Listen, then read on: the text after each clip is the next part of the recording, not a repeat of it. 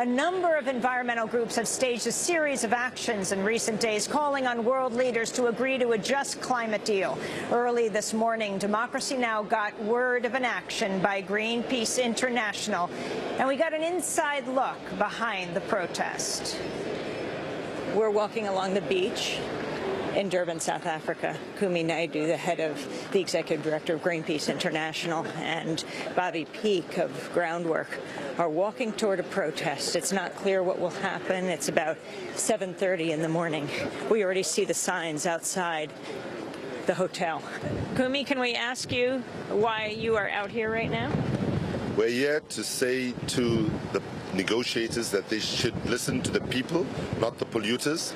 We believe that big polluting corporations have polluted these climate negotiations for several years now. And this is Bobby Peake from Groundwork.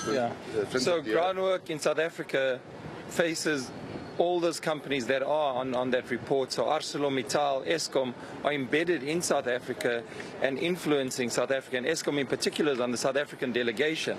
And how can you have the biggest polluter in the country being on the South African delegation, working with very intimate detail on the inside, while the people that are suffering on the ground, who don't have energy, because Eskom is producing loads amount of energy for big corporations, they're not on the table. The World Business Council for Sustainable Development is meeting inside, representing major corporations that are being protested outside.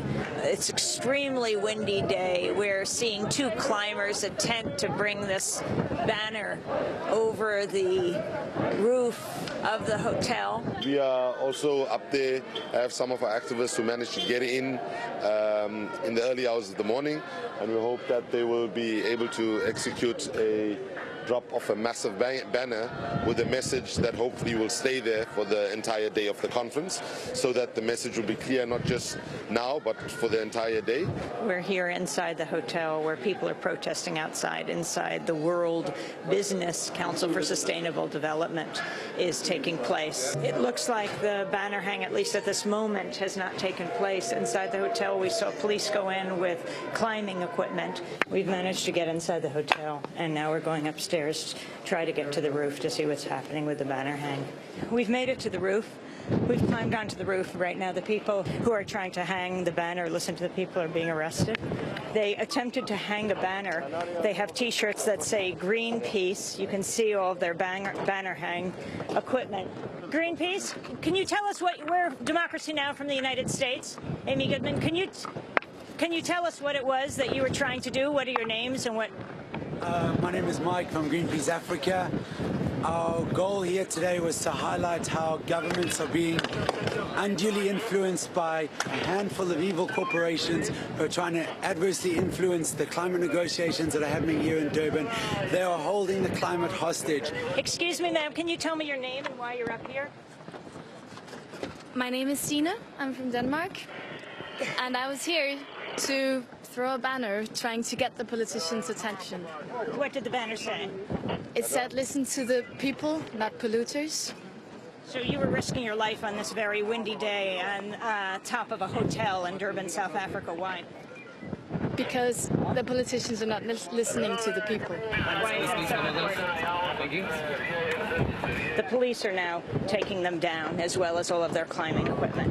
We can actually see the UN Conference on Climate Change from here. We're at the Protea Hotel on the rooftop because Greenpeace activists attempted a banner hang that said, listen to the people, not the polluters. I think we have to go down, the police are telling us. We're here at the Global Business Day, Durban, South Africa 2011 conference. The WBCSD means World Business Council for Sustainable Development. We'll go inside and ask people what they think. Hi, I was wondering if you'd mind if I asked you a question about what the World Business Council does and where you're from. And what we're journalists. We're journalists, public radio and television in the United States. Okay. Your name? Sören Butkereit from Siemens. Your thoughts about the protest downstairs and the banner hang that they attempted to do upstairs that said, listen to the people, not the polluters. And how do you feel civil society has a voice? Their complaint is that corporations like Siemens have more of a voice than they do. I think they underestimate their own influence there, because things going on like here, they get noticed, and there's media like you who notice it. And for many companies that is highly relevant, so I would assume that there is nobody in the business community that doesn't take this seriously and thinks, you know, what does it mean? We believe that actually the discussion would be very different if more people would think about the climate change dilemma as an opportunity. So what are the kinds of solutions and business opportunities that you can have that arise from changing from not having change the climate, but change climate change? Friends, colleagues,